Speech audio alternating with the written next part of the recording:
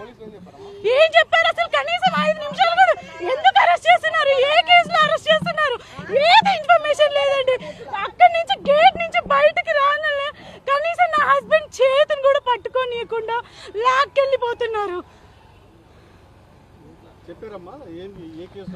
ఏ కేసులో నాకు ఇంటిమేషన్ లేదండి.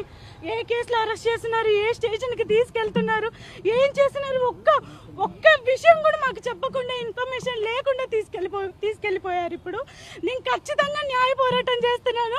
ఇప్పటికీ 8 నెలల నుంచి చేస్తున్నాను. ఇంకెన్ని రోజులు పెడతారో, ఇంకెన్ని కేసులు పెడతారో పెట్టుకోండి. మాకన్నిటికీ మా జగన్ అన్న ఉన్నాడు. మా జగన్ అన్న ఖచ్చితంగా మా కోసం నిలబడతాడు, చూసుకుంటాడు సార్.